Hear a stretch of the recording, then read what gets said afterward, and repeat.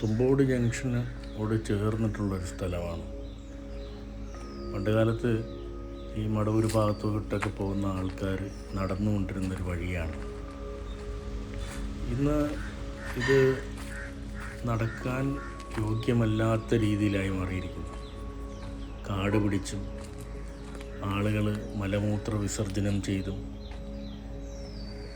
നടക്കാൻ പറ്റാത്ത രീതിയിൽ രൂക്ഷഗന്ധവുമായി കാട് പിടിച്ച് പാമ്പുകളും മറ്റ് ഇഴജന്തുക്കളുമൊക്കെ ഉള്ള ഒരു ഈ സ്ഥലമായി മാറിയിരിക്കുകയാണ്. മാറി മാറി വന്ന ജനപ്രതിനിധികളും ഗ്രാമപഞ്ചായത്ത് അംഗങ്ങളും ഇലക്ഷൻ സമയങ്ങളിൽ മാത്രം വാഗ്ദാനങ്ങളിൽ ഒതുക്കുകയും പിന്നീട് ഇങ്ങോട്ട് തിരിഞ്ഞു നോക്കാത്ത അവസ്ഥയുമാണ്.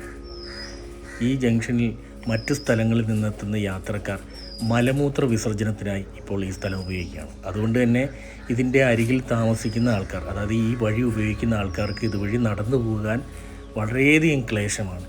ഒന്ന്, കാട് പിടിച്ച് കിടക്കുന്നു. രണ്ട്, ഇതിൻ്റെ രൂക്ഷഗന്ധവും കാരണം അതുവഴി നടക്കാൻ പറ്റില്ല. പകൽ സമയത്ത് പോലും നടക്കാൻ പറ്റില്ല.